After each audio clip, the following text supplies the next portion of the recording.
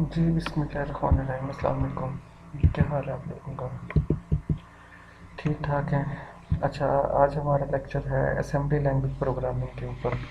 मतलब ये हमारा इंट्रोडक्शन है असेंबली लैंग्वेज प्रोग्राम के लिए कि किस तरह एक प्रोग्राम को लिखा जाता है, क्या सिंटैक्स होता है, इसके लिए क्या चीज़ें रिक्वायरमेंट हैं, क्या बेसिक्स हैं।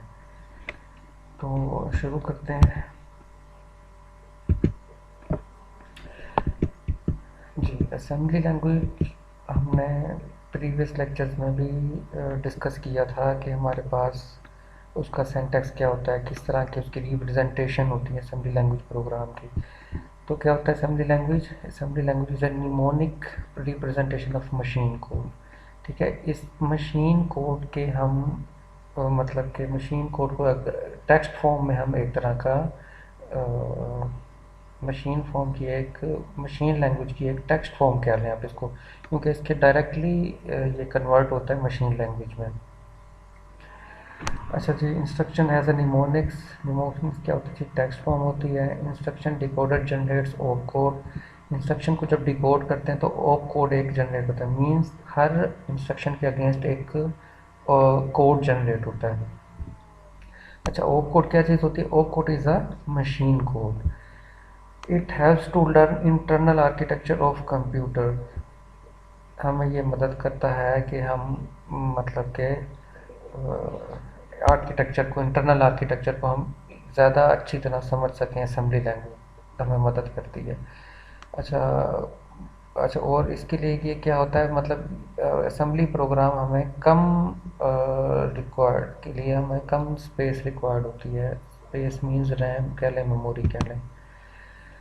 अच्छा, ये डेवलपमेंट साइकिल थोड़ा सा आपको बता रहे हैं कि असेंबली लैंग्वेज किस तरह से काम करती है।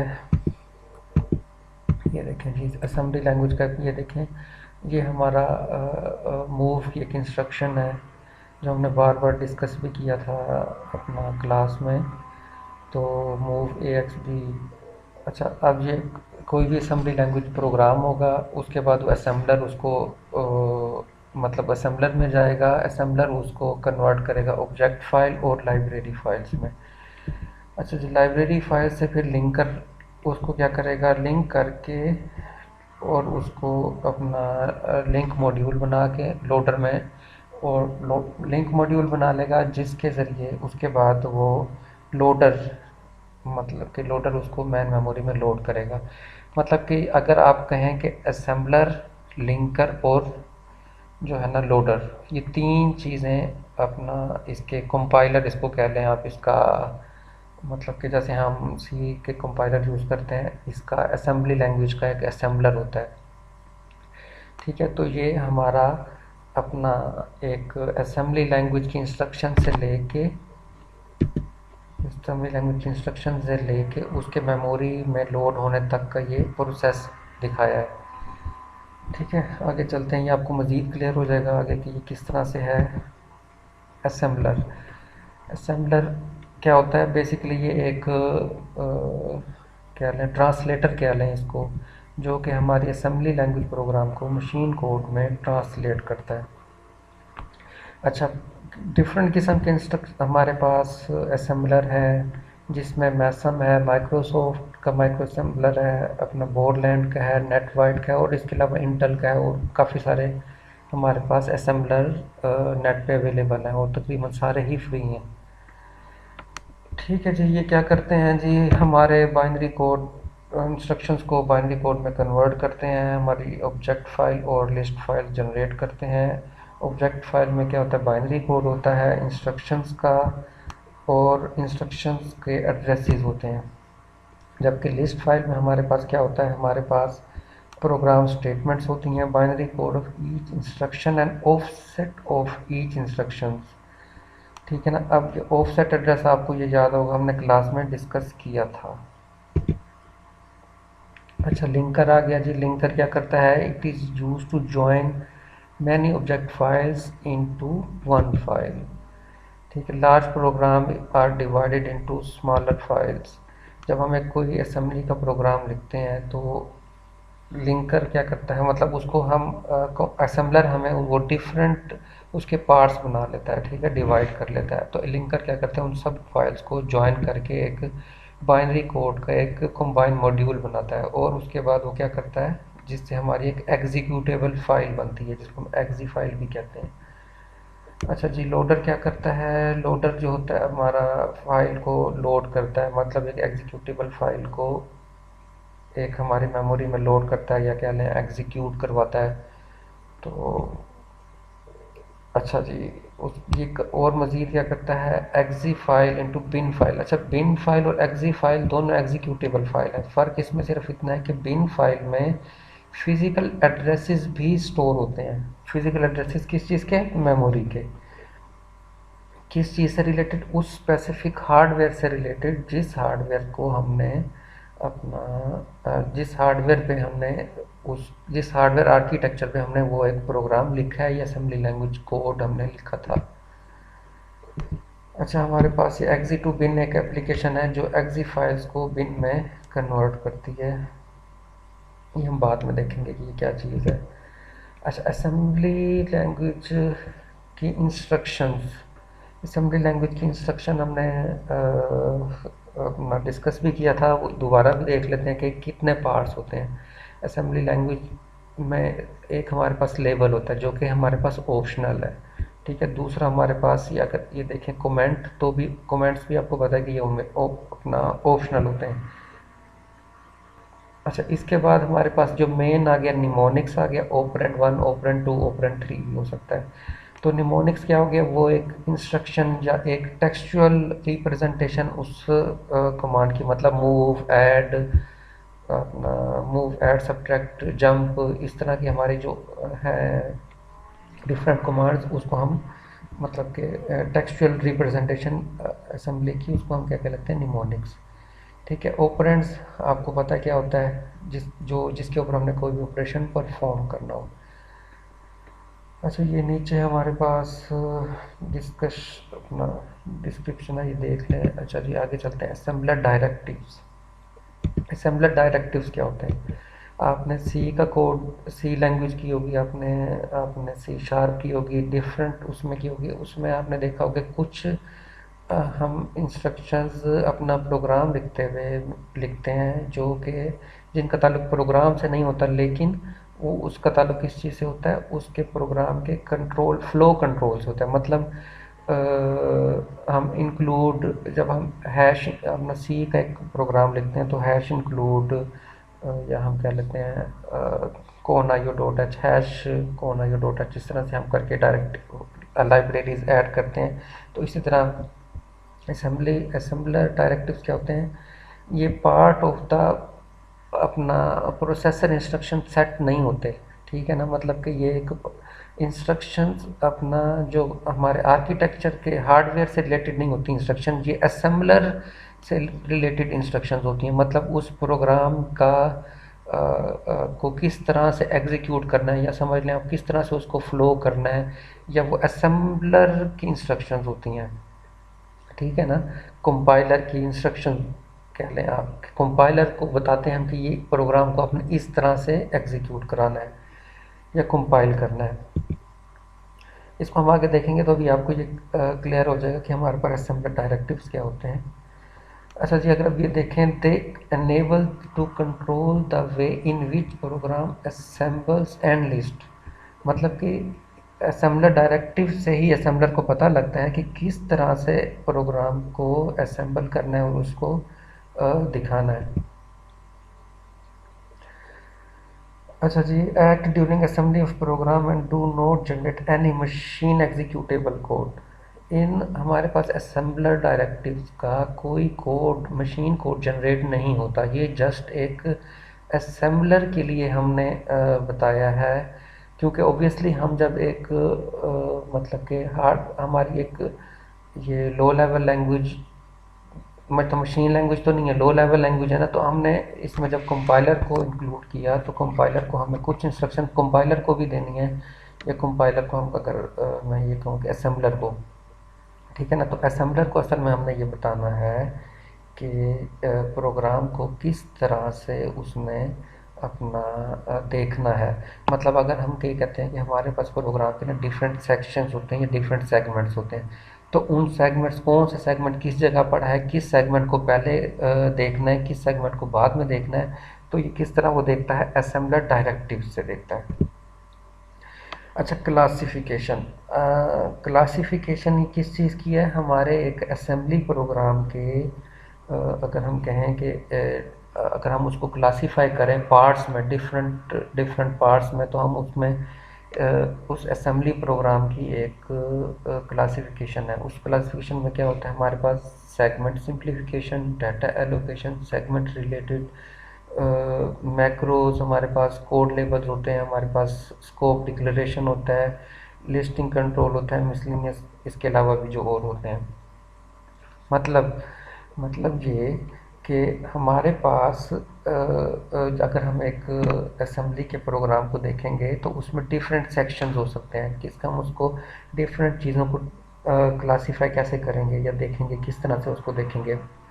मतलब उसमें डिफरेंट सेगमेंट्स होंगे, उसमें डाटा एक अलग जगह होगा, उसमें वेरिएबल्स एक अलग सेक्शंस में होंगे, इस सेगमेंट में होंगे, हमारे पास कोड के लेबल्स होंगे, इस तरह से डिफरेंट चीज़ें होंगी। तो हम उसको ये कह रहे हैं कि हम किस तरह से क्लासीफाई कर सकते हैं। अच्छा, सेगमेंट सिंप्लीफिकेशन देखते हैं। सेगमेंट सिंप्लीफिकेशन में क्या चीज़ आती है हमारे पास, ये देखें जी, dot code, dot data, dot stack, dot exit. ये देखें जी, कीवर्ड्स हमारे पास, ये एक कीवर्ड है। मतलब ये एक प्रोग्राम का सिंटैक्स है। जब भी हम एक सैम्पल प्रोग्राम देखेंगे ना, तो ये आपको क्लियर होगा कि हमारे पास ये असल में ये क्या चीज़ थी, कोड।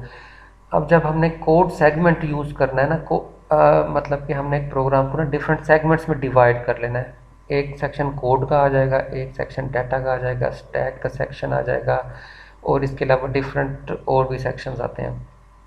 तो जब हमने कोड को, हमने असेंबलर को, बेसिकली हमने असेंबलर को बताना है, ठीक है ना, कि ये सेगमेंट कोड का है, ये सेगमेंट डाटा का है, ये सेगमेंट स्टैक का है। मतलब कि इसको वो इस तरह से ट्रीट करेगा। कौन ट्रीट करेगा, असेंबलर। तो ये कीवर्ड्स हैं basically, dot code, dot data, dot stack, dot exit. अगर ये इसकी दो एग्जांपल अपना डिटेल भी देख लें। मज़ीद जब हम आगे प्रोग्राम लिखेंगे, एक्चुअल देखेंगे, तब हमें सारा नज़र आ जाएगा कि ये किस तरह से हम इसको कह रहे थे। अच्छा जी, आगे चलते हैं हम। अच्छा जी, मेमोरी मॉडल्स। मेमोरी मॉडल्स क्या चीज़ होते हैं कि एक प्रोग्राम कितनी मेमोरी लेगा। मतलब हम असेंबलर को बताते हैं कि हमारा ये जो टारगेट प्रोग्राम है, ये ऑलमोस्ट कितनी मेमोरी के अंदर ही रहेगा।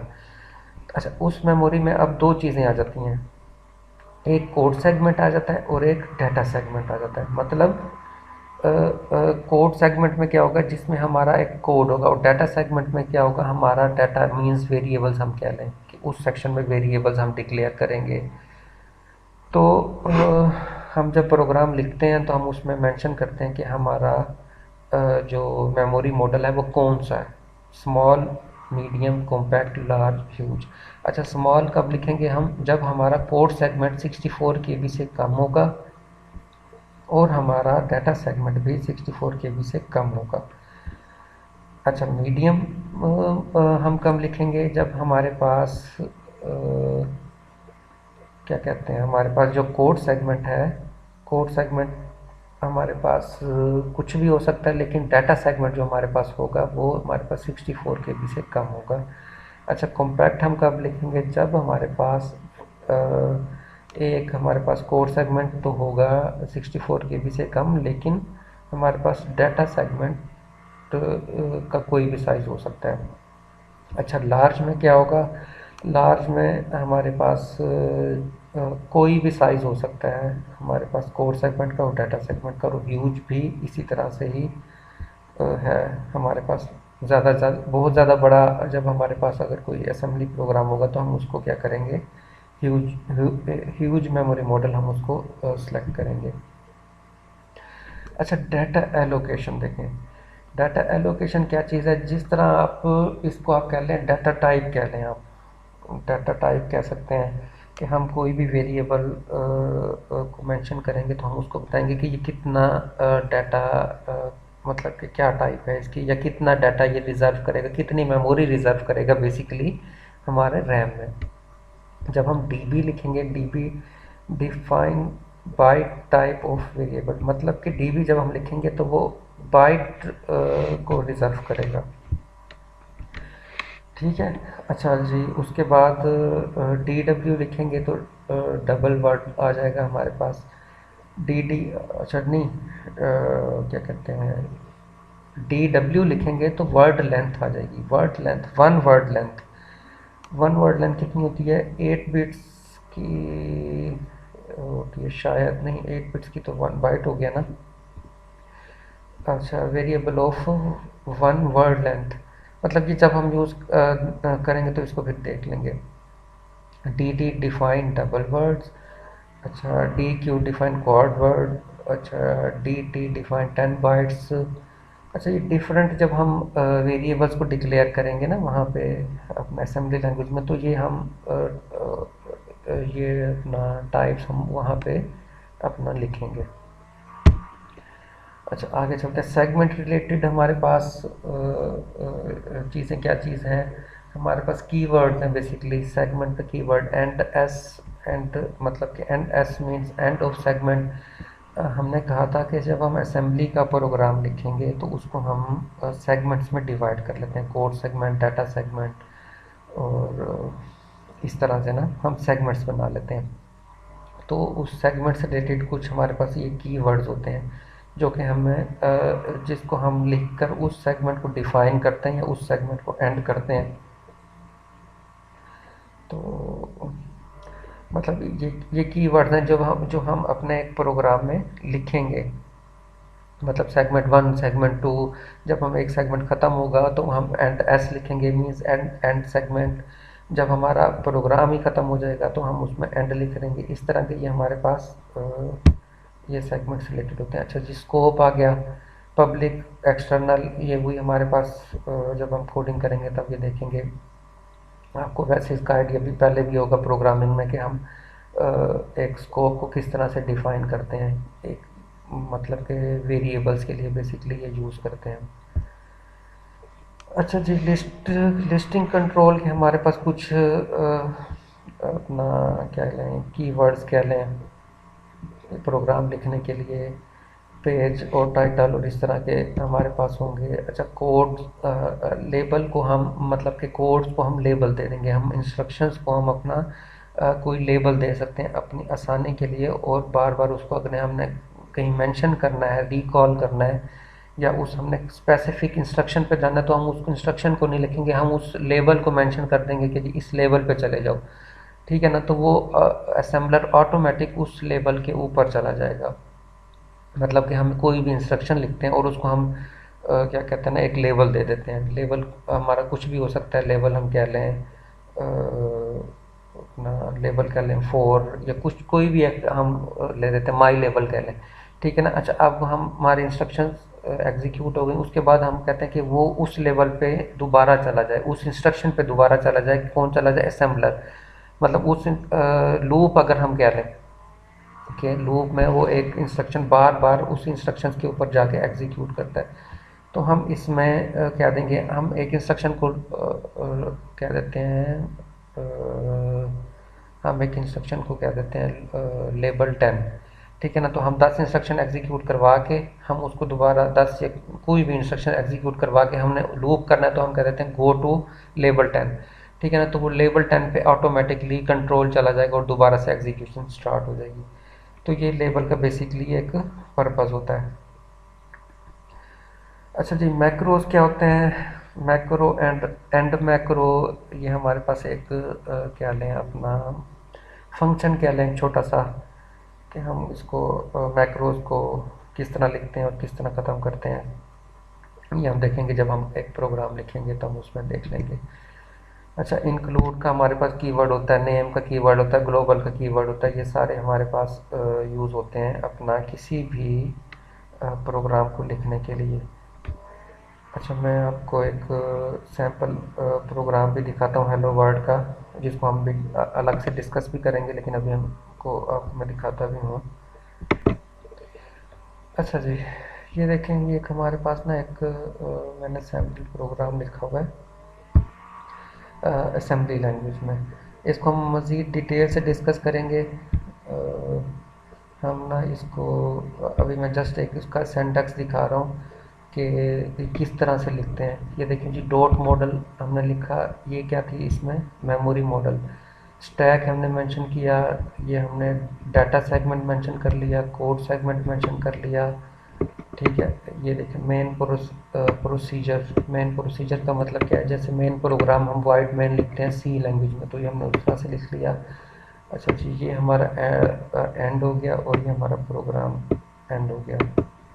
ठीक है ना, ये एक बेसिक सा हमारे पास स्ट्रक्चर है जी। हम ये कमेंट्स मैंने हर हर प्रोग्राम हर इंस्ट्रक्शन के अगेंस्ट हमने एक प्रोग्राम की मतलब के ना मैंने एक डिस्क्रिप्शन लिख दी कि इस इंस्ट्रक्शन का क्या मतलब है और किस तरह से इंस्ट्रक्शन काम करती है। मतलब कि इस इंस्ट्रक्शन का क्या पर्पज़ है, किस लिए हमने यहाँ पे ये इंस्ट्रक्शन लिखी है। इसको हम नेक्स्ट लेक्चर में इंशाल्लाह डिटेल से देखेंगे। तो okay, thank you so much. कोई क्वेश्चन हो तो आप ज़रूर डिस्कस कीजिएगा मेरे से, कि कोई चीज़ समझ ना आई हो तो हम उसको दोबारा से डिस्कस कर लेंगे। ओके, अल्लाह हाफिज़।